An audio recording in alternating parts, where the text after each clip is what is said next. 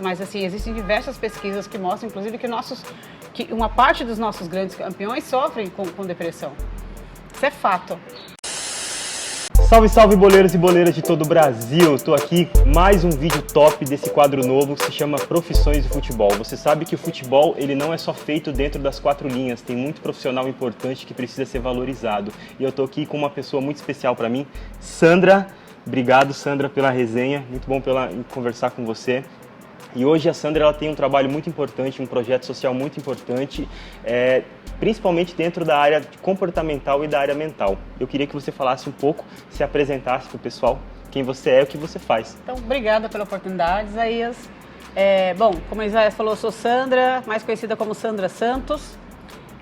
Estou na área de formação de atleta, de trabalho com atleta e usando o esporte para a vida, mais ou menos há 23 anos. Desses 23 anos, em paralelo, sempre teve futebol na minha vida.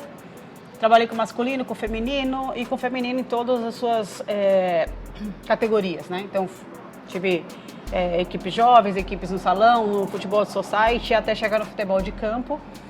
E percorri algumas partes desse bastidor aí, vamos dizer. Eu fui por 16 anos técnica de futebol, onde estava na frente ali liderando e fazendo muitas coisas por intuição que davam certo. Tinha algumas equipes muito bem organizadas, uma ousadia ali, sabe, de postura de guerreira.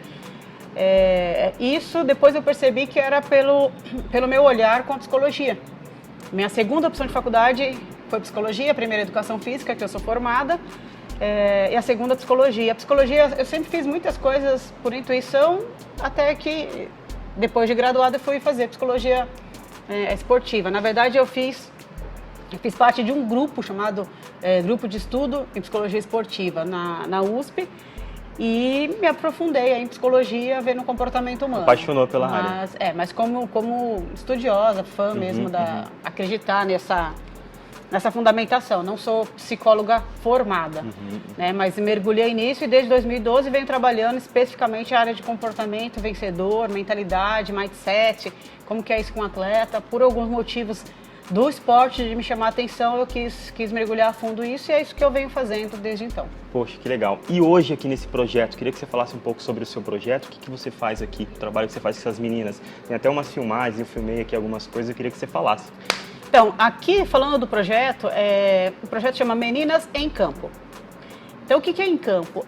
Entrar em campo, o projeto ele já veio com esse nome, com essa proposta de pano de fundo. Em campo é para atuar, é para entrar, colocar sua presença, é para buscar algo mais que te empodere para a vida, é para atuar de forma que você ganhe o seu respeito, que você ganhe o seu espaço, que você tenha direito ao que é o seu, que é a prática esportiva, principalmente na fase de criança e adolescente, isso é direito das meninas.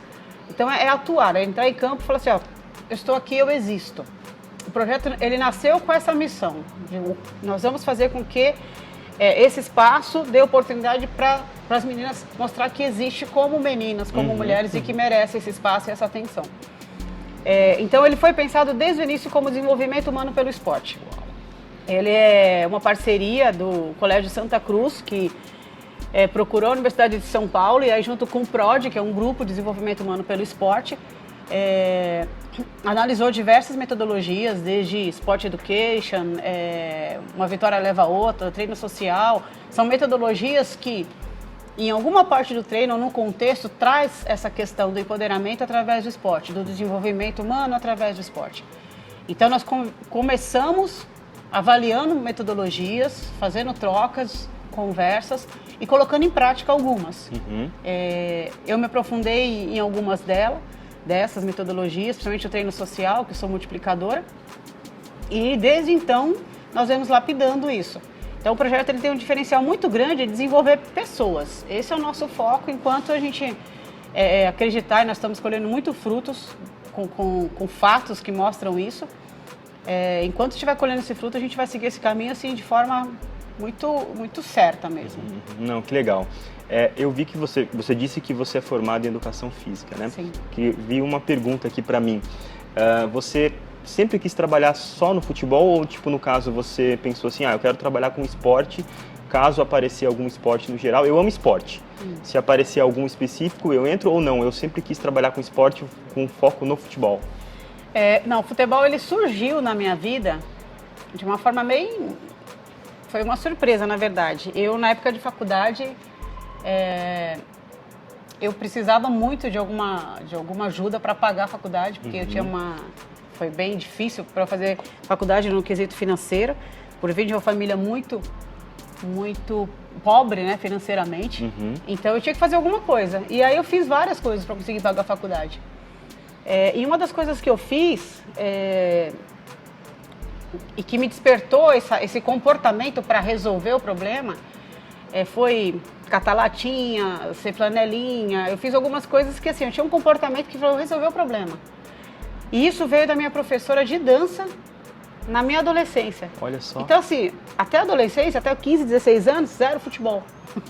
Tinha meus irmãos, que eu tenho 2 irmãos, sou a única mulher na família com mais 2 meninos maravilhosos, mas nada muito forte. E aí eu fui fazer educação física e na faculdade me davam 30% de bolsa de estudo se eu fosse estagiária na escola de futebol.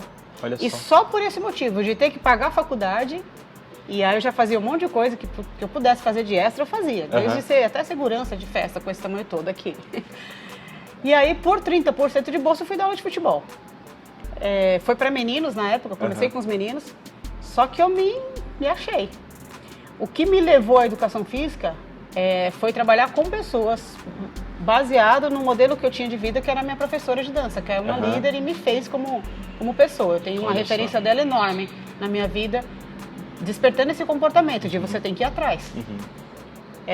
Foi por ela que eu fui fazer. E aí o futebol foi pelo desconto, só que aí entrou uma vez em 97, foi a minha primeira aula. Só. Nós estamos em 2019, nunca mais eu deixei o futebol. Poxa, que legal, cara. E parei de dançar. E parou de dançar? Dança um forrozinho ainda. Ah, não, isso é importante, né? Isso é sempre bom. E mais uma pergunta, você é coach esportivo, né? Sim. Eu vejo que hoje o mercado para o coach ele tem crescido bastante. E para você hoje ser coach esportivo, o que significa para você esse trabalho? É um desafio grande em termos de mercado, de falar de mercado, né? Porque o coach ele vem perdendo o seu valor aí pelo que a mídia traz. Então, primeiro é um desafio, mas eu digo mais como profissional coach. Como pessoa e profissional atuando, eu acho que é uma missão de vida. Eu tenho certeza. Eu considero ser coach uma missão de vida. Eu acredito que o profissional coach que atua como missão, ele conhece as ferramentas, ele vai se aprimorar, a gente chama de ferramentas, os exercícios e as práticas que vêm, né, do coaching. Ele vai se aprimorar para desenvolver pessoas e o nosso sucesso, a nossa alegria, a nossa conquista é ver o outro chegando lá.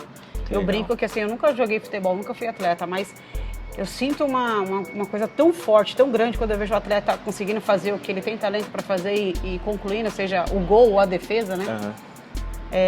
Que pra mim aquilo puta, eu consegui ver isso, despertar isso nessa pessoa.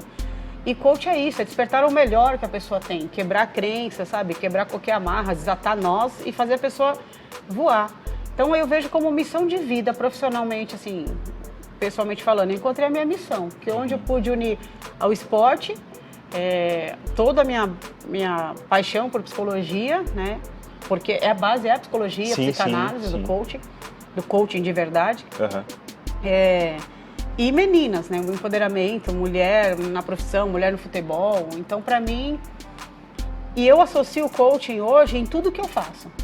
Teve um tempo na minha vida que eu, até por formação, eu atendia só como coach. Então, era eu, você e a sessão de coach. Ali 1 hora, 1h20, pacote com 10 sessões, começo, meio e fim, acabou. Só que essa experiência de grupo me trouxe uma paixão muito grande pela liderança. Então eu trabalho com atleta hoje, trabalho com os líderes esportivos, trabalho com comissões técnicas, com a minha comissão do Em Campo, com essa equipe que desenvolve o Em Campo hoje no campo, porque hoje já não dou mais aula, e tudo isso usando ferramentas e práticas de coaching. Poxa, que legal. Então para mim é essência. É essência. Legal. E assim, eu vi que você falou sobre identificar travas, no caso traumas, né? mudanças, você ajudar as pessoas e tal, né?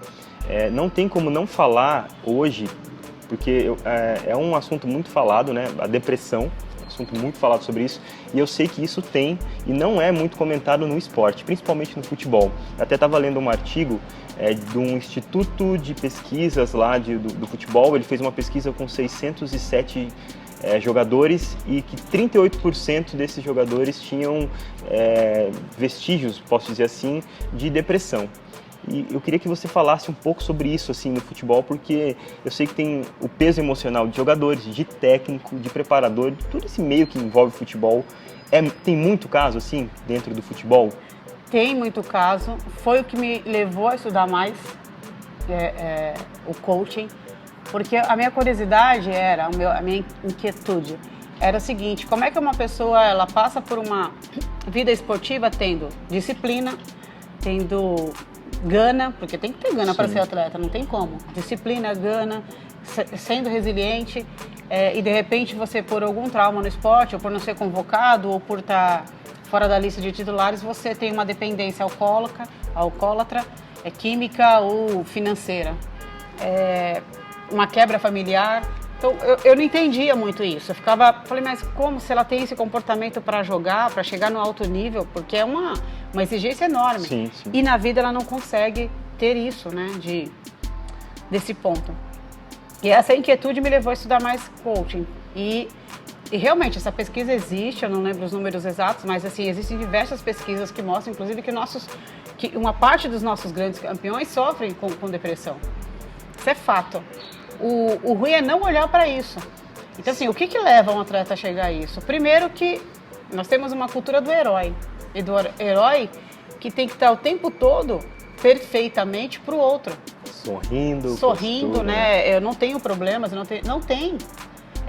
E na postura de herói e de atleta, existe uma cobrança muito grande, além do que se precisa dos nossos profissionais. Sim.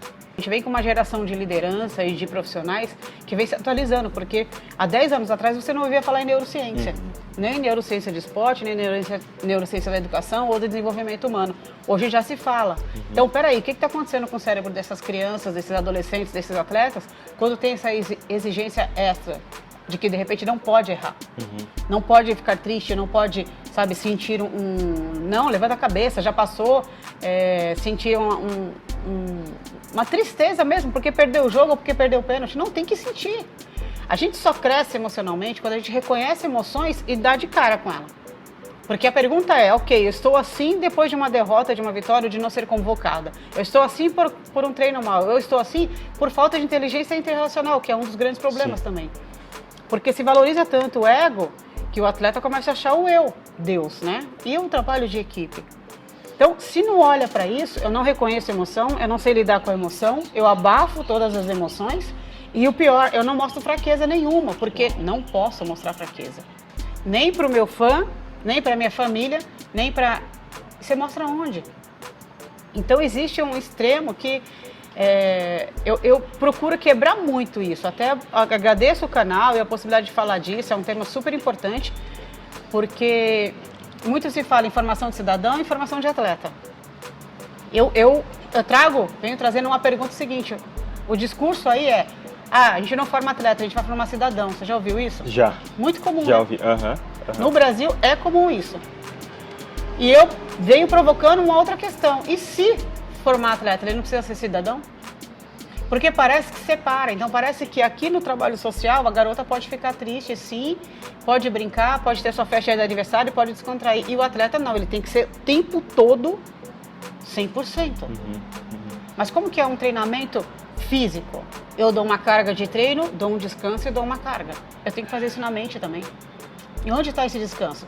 Está na qualidade das relações. E aí, eu não priorizo qualidade das relações, eu só priorizo o resultado. Se eu só priorizo o resultado, eu estouro, como se eu estivesse o tempo todo com carga alta na parte física. Na parte mental é isso que acontece. Tem que olhar para isso de uma forma... Aí, outro ditado nosso brasileiro, e é nosso mesmo, é da nossa cultura. Desenvolvimento humano parece que não é alto rendimento. Se eu tenho um humano competindo, como é que eu não vou desenvolver essa pessoa para competir? É verdade. Então, assim, tem alguns conceitos que a gente precisa começar a rever.